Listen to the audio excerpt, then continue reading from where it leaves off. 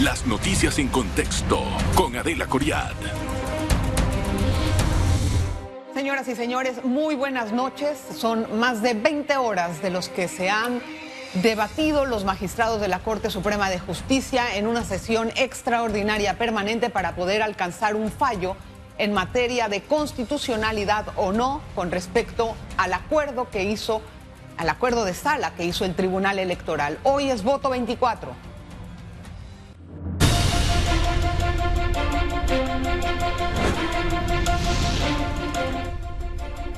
Este proceso electoral ha sido marcado por una palabra, la incertidumbre.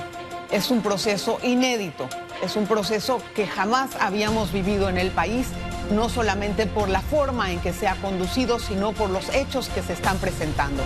Empezó esta incertidumbre desde la notificación de la sentencia de blanqueo de capitales al expresidente Ricardo Martinelli, cuando ya era prácticamente un candidato en firme, y de ahí continuó a la inhabilitación del señor Ricardo Martinelli a través del Tribunal Electoral, la posterior habilitación de su suplente, el señor José Raúl Molino, y después la demanda de inconstitucionalidad ante el acuerdo del Tribunal Electoral, en donde ponía como principal al señor al candidato a la vicepresidencia del señor Martinelli, que es José Raúl Molino.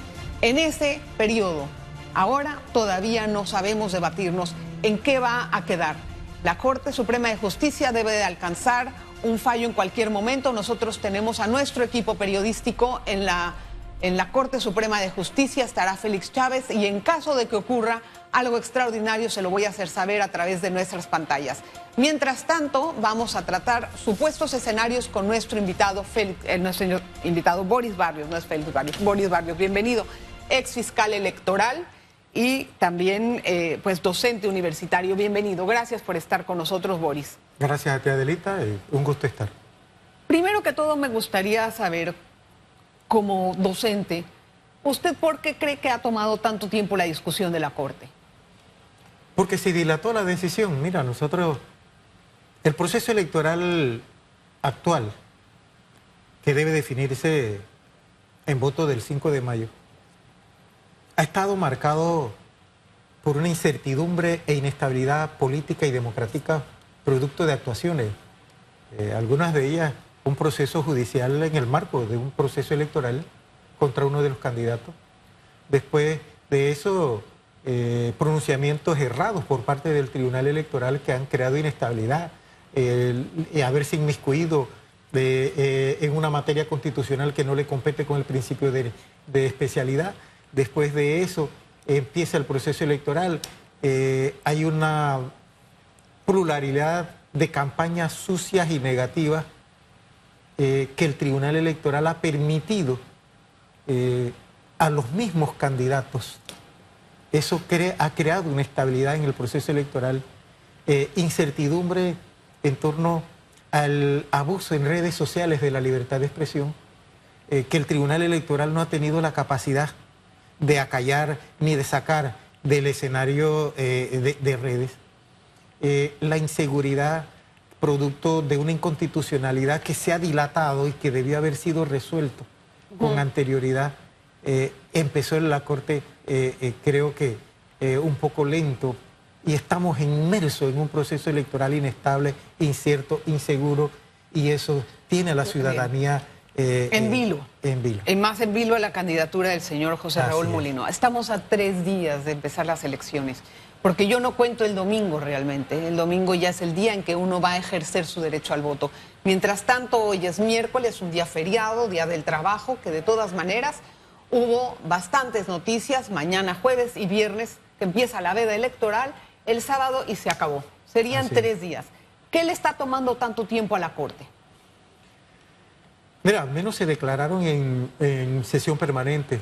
Eso dice que se van a obviar a ciertos procedimientos internos, que es la presentación de un fallo por parte del ponente, que debe pasar normalmente una revisión de 9 despachos que duran un periodo largo de tiempo, pero que en sesión permanente todo eso se resume a el debate presencial por parte de los 9 magistrados que entendemos están los titulares en el debate, y eso simplifica totalmente el procedimiento. Ojalá, mira, todas las demandas de inconstitucionalidad se resolvieran de esa manera, porque eso implica la Corte tumbaría toda la mora judicial en materia constitucional que tiene. Entonces, es lo que si tomamos en cuenta cuándo se inició la sesión permanente. Ayer a las 9 supuestamente de la mañana, entraron 10:30. Así es cuando se empiezan a resumir los términos del debate a lo interno de la Corte. Eso significaría que puede ser en cualquier momento el fallo y nos pondría frente a una decisión de constitucional o de inconstitucionalidad. Ok, pues yo quisiera analizar esos dos supuestos, porque mientras que no tengamos una transmisión en vivo con nuestro equipo periodístico en la Corte, vamos a tener que hablar de asuntos que pueden ser hipotéticos, pero sí me gustaría analizarlos porque podemos tener muchas luces de lo que puede venir. Déjeme hacer una breve pausa, vamos a regresar enseguida para entrar de lleno en esta materia. Vamos a analizar el escenario de inconstitucionalidad y el otro, el de constitucionalidad del acuerdo. Una pausa. Gracias por continuar en sintonía. Hoy nos encontramos esperando el fallo de la Corte Suprema de Justicia. Vamos a empezar por la primera parte. ¿Qué tal si la Corte dice es constitucional el acuerdo de los magistrados del Tribunal Electoral? Nosotros no tenemos ningún problema en que corra molino. Mira, cualquiera de las dos opciones por la que se inclina a la Corte, sea constitucional o inconstitucional, va a establecer una incertidumbre en el proceso electoral. No, porque si es constitucional, no. Sí, porque a estas alturas, declarar constitucional la candidatura de uno de los integrantes de la papeleta crea, por un lado, animadversión para un sector, aplauso por el otro, pero va a crear necesariamente, estamos en un proceso electoral totalmente inestable, totalmente incierto. Hasta este punto, faltando horas para las elecciones, sí. Hay gente que todavía... Pero si queda constitucional, prácticamente él puede correr sin ningún problema. Eso sí, aspecto legal sí. Y sus copartidarios o simpatizantes pueden votar por él sabiendo que esos votos van a ir a su casilla y a su candidatura. Aquí hay dos aspectos, Adelita. El aspecto legal constitucional que declararía la candidatura viable, pero viene el escenario político que no se va a resolver por un fallo casi a las puertas de las elecciones del 5 de mayo. Igualmente es un fallo que tiene que acatar toda la ciudadanía. Definitivamente que sí, pero eso no significa que en materia política no haya el cuestionamiento y no haya la crítica de que ha sido un fallo contaminado en el escenario político con una decisión de la Corte Suprema de Justicia. ¿Por qué haber esperado tanto? Todas las especulaciones políticas que se van a dar alrededor del fallo, eso crea inestabilidad política, muy distinto a que sí, un fallo de constitucionalidad establece la viabilidad del candidato, pero no exento de un debate en torno a la legitimidad constitucional que va a seguir en el escenario del análisis político. Ese mismo escenario puede también persistir si se declara inconstitucional el asunto. Igual. Bien, si se declara inconstitucional. El magistrado Valdés Escoferi dijo, señores, este proceso ya arrancó, aquí no pueden declararme inconstitucional nada. Digamos que la Corte lo analiza bien y dice, no es constitucional este acuerdo de sala. ¿Qué pasa? ¿Qué declara? Que no es constitucional significa la declaratoria de inconstitucionalidad y la salida del señor Molino de las tarjetas de votación. Y eso igual crea a favor y en contra un escenario de inestabilidad, porque lo que quiero explicar es que frente a faltando 3 días, 4 días para las elecciones, esa incertidumbre en torno a quienes integran la boleta de votación no la vamos a resolver con un fallo de constitucionalidad. La especulación va a continuar sobre si es un fallo político, no es un fallo político, que debió haber sido pronunciado con anterioridad. Va a haber siempre aquel estigma de la influencia política por todo el escenario político que se ha armado al respecto del fallo. Nadie va a poder, así es, como quien dice, aclarar eso en un día. Pero, por eso distinguimos del aspecto legal del aspecto político. Ok, vamos a ver, en el aspecto legal, si declaran inconstitucional eso y la gente vota por Molino porque el señor ya está en la papeleta y la papeleta ya se fue para todas partes, ¿qué pasa con esos votos? Voto nulo. Votos nulos. Voto nulo, porque incluso recordemos que es una demanda, una declaratoria de inconstitucionalidad que aún cuando podamos debatir en torno a notificaciones, que si faltan notificaciones, que si se puede pedir aclaración de sentencia, etcétera. Pero es que aquí hay cuestiones sobre las cuales posiblemente los abogados juristas nunca nos vamos a poner de acuerdo. Yo lo veo. Si las elecciones, como dices tú, ya empezaron con el voto adelantado, pero esos votos no se cuentan sino hasta el 5 de mayo, sí, que pueden declararse nulos por efectos de una sentencia de inconstitucionalidad.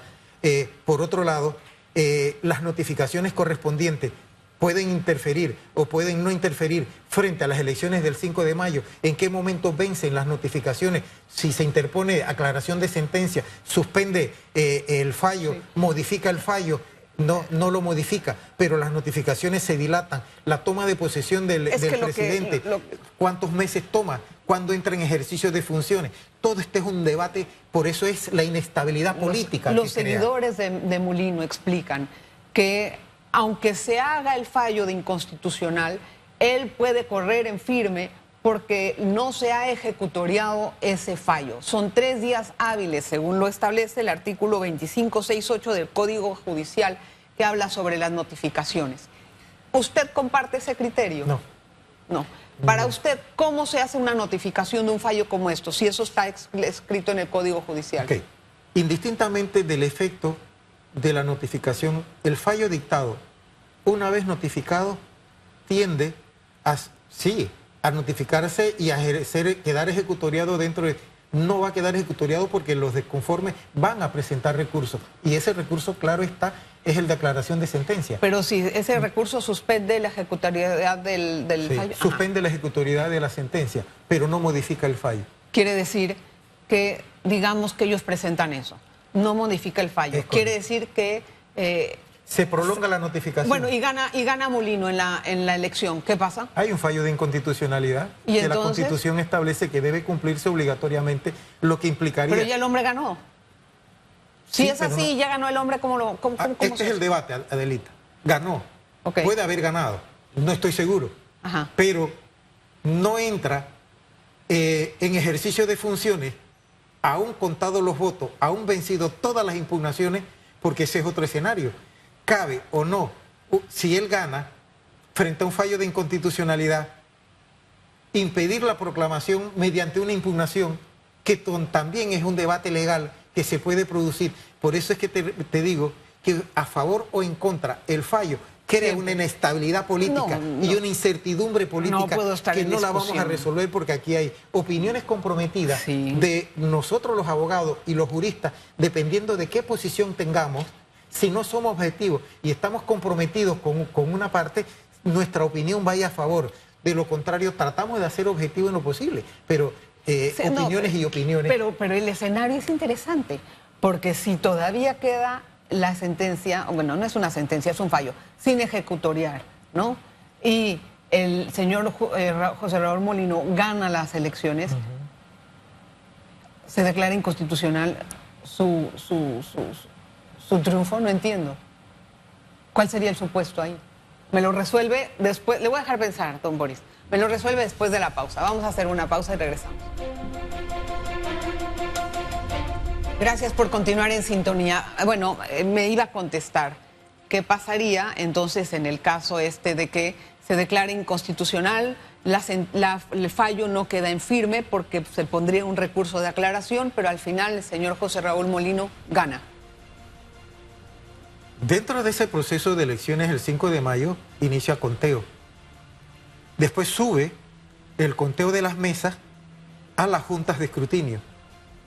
Son las juntas de escrutinio las que determinan, y en caso de presidencial hay una Junta Nacional de Escrutinio para definir y hacer la proclamación presidencial. Y ellos son los que dicen quién es el presidente. Pero que también permite la impugnación de las proclamaciones. Entonces significa que habiendo un fallo de que declara la inconstitucionalidad de la candidatura distintamente, pueden presentar aclaraciones, puede ganar la elección, pero también se puede impugnar la proclamación porque hay un fallo de inconstitucionalidad. Ok, y si es así, ¿quién sería el presidente? Buena pregunta. Y buena pregunta, Adelita, porque en ese término, conforme a las decisiones que ha venido dictando el Tribunal Electoral, yo no sabría decirte si se va a llamar a ocupar el cargo el que llegue de segundo en las elecciones o va a sacar otro sistema como el que sacó precisamente para la habilitación de Mulino al candidato a la presidencia. Déjame hacer un paréntesis. Quiero destacar que estos son supuestos escenarios y de ninguna forma estamos aquí diciendo lo que va a pasar. Estamos analizando qué puede surgir de un caso o del otro, pero en ese aspecto creo que valdría la pena volver a convocar elecciones para presidente, porque no es justo. Esa es una alternativa. Ahora, otra pregunta, Boris. Si lo declaran inconstitucional, ¿no sería también un golpe a la democracia porque dos partidos quedan sin representación? Otro análisis de carácter legal y de carácter político. De carácter legal, porque la declaratoria de inconstitucionalidad debe llevarnos a nosotros a entender que todos los procesos tienen una reglamentación jurídica, primero estatutaria, segundo del Código Electoral y tercero de la Constitución. Y que la declaratoria de inconstitucionalidad significa que se han violado estatutos, ley y que terminó en el texto constitucional por una parte. Pero en el escenario político se crea todavía la inestabilidad dependiendo la visión que podamos tener sobre el hecho de la declaratoria de inconstitucionalidad en tiempo oportuno o en tiempo frente a un proceso electoral que ya es cuestión de horas si contamos. Pero esos partidos horas. Quedan sin representantes. Definitivamente que quedan sin representantes. Eso puede interpretarse como un asunto que afecta la democracia de un país. Definitivamente que sí, por la tardanza en la toma de las decisiones. Sí. ¿Qué haría el Tribunal Electoral en un caso de inconstitucionalidad? ¿Ellos pueden hacer un plan B, un acuerdo nuevo? Sí, no. Tirar un acuerdo nuevo para desconocer el fallo de inconstitucionalidad crearía una crisis institucional en este país de confrontación entre los dos órganos que están encargados, uno de privativamente la ley electoral y el otro del control de constitucionalidad, y el pueblo y la sociedad panameña quedaremos en el centro de ese debate institucional y de esa confrontación. De hecho, creo que ya está la confrontación dada entre las palabras del magistrado Escoferi y la actuación de la Corte de alguna forma. Yo creo que esa confrontación ya la hemos visto desde lo que usted acaba de mencionar en la forma de especialidad. Es correcto. Desde que el Tribunal Electoral se inmiscuyó a interpretar la Constitución en el principio de especialidad, se rompió un pacto tradicional que había entre la Corte Suprema de Justicia y el Tribunal Electoral. El Tribunal Electoral tiene que acatar el fallo de la Corte. Fallo por mandato constitucional. No acatarlo implica un choque entre los dos órganos del Estado llamados a custodiar, uno el proceso electoral y otro la Constitución. ¿Qué pasaría en el caso de que la Corte no deje en claro el futuro de la candidatura de Mulino en el fallo y deja un vacío que le puede dar espacio al Tribunal Electoral a reaccionar? No, es que esa parte está muy difícil. Y te explico, Adelita, es que incluso los vacíos dentro de un fallo de inconstitucionalidad deben ser aclarados por la Corte mediante recurso de declaración de sentencia. Pero la misma Corte establece que los fallos de inconstitucionalidad son de obligatorio acatamiento, tanto para particulares como instituciones. O sea que ya, si la Corte falla inconstitucional, ahí no hay vuelta atrás. Está fuera. Está fuera. Que las notificaciones, como tú me has preguntado, se dilaten y vayan pendientes de tiempo y de transcurso, donde pueden concurrir otras acciones legales. Pero puede ser lo de la impugnación que usted me estaba señalando más adelante, o sea, puede ser otra variable que pueda poner eso. Y ahí yo creo que estaríamos en una crisis institucional muy grande. Y democrática de inestabilidad política. No tendríamos un presidente. Es correcto. ¡Qué lío! Así es. ¡Qué lío! ¿Cómo será recordado, Nito, en cuanto al pase democrático de un gobierno a otro? Muy vergonzoso. Muy vergonzoso ha sido una gestión de gobierno totalmente deslucida, que pudo haberse levantado como un gobierno heroico, que hoy pudiera estar su candidato oficialista en el primer lugar, y yo lo atribuyo a los errores cometidos en el tratamiento de la pandemia del COVID-19. Allí empezó la crisis del gobierno del señor Nito Cortizo, cuando el gobierno no declaró el estado de excepción, como manda la Constitución, allá por el artículo 151, y el gobierno prefirió declarar una emergencia sanitaria en base a una ley de contratación pública que le permitía hacer contrataciones directas y que se abrió la puerta a la corrupción política, y no haber hecho, como manda la Constitución, que el Ejecutivo, por gabinete, declarara estado de excepción y que luego pasara a la Asamblea para los efectos de confirmar ese estado de excepción. Pero eso no fue lo que sucedió. A partir de allí es donde entra en crisis la gestión de gobierno del señor Nito Cortizo, y de ahí no ha levantado cabeza. Tengo una pregunta con respecto a la declinación de la candidatura del señor Melitón Arrocha. Él se apoyó, dejó a País, el partido que era como su plataforma en la candidatura, y se inclinó por el señor Martín Torrijos. ¿Él tiene que devolver el dinero del subsidio electoral? Vale la pregunta para aclarar al país. Si hay renuncia de un candidato de libre postulación, entonces tiene que devolver, en el caso de él, el subsidio. Pero él no ha presentado renuncia a la candidatura, ni de libre postulación, ni a la candidatura, ni al abanderamiento por parte del partido País. Él lo que ha hecho es una declinatoria de él personal por la candidatura de Martín Torrijos. Allí se pueden analizar varios aspectos. Uno, cómo queda el partido en esta situación. Bueno, podemos presumir que si él renunciaba a la candidatura de País, dejaba al partido sin cabeza presidencial, afectando a los candidatos de diputados hacia abajo, y también causaba un problema en relación al subsidio que le correspondería al partido. Claro, pero va a causar, porque en el momento en que la gente vote por Melitón, lo va a ubicar, si es que entendieron el mensaje, lo van a ubicar con Martín o se los van a dar a él. Si votan por País, pues se salvó el partido que recibe una cuota de ese electorado.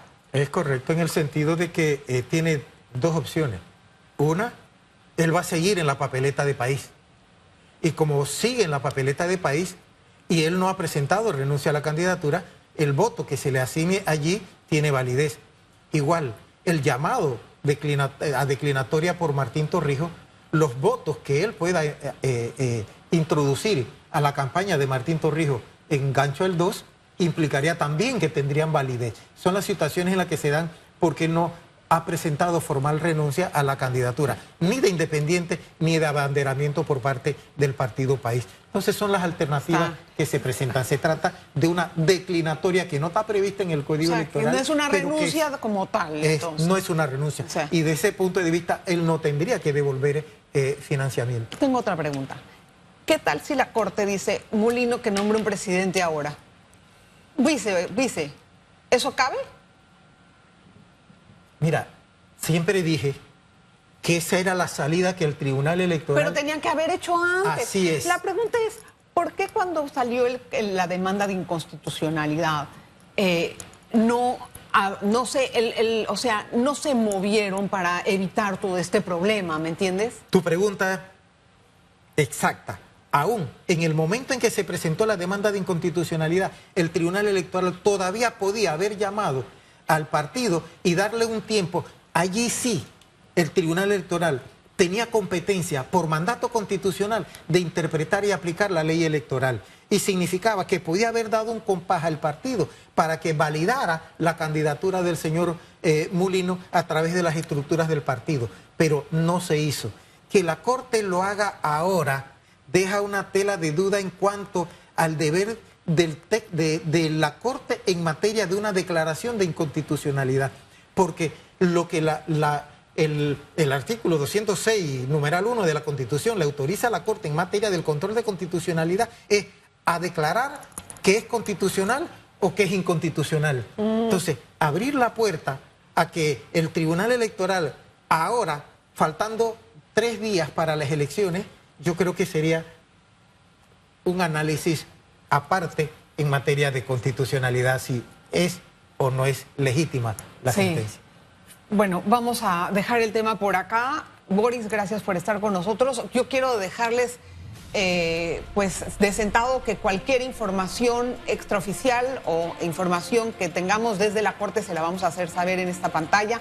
Le ruego que no se despegue, por favor. Buenas noches.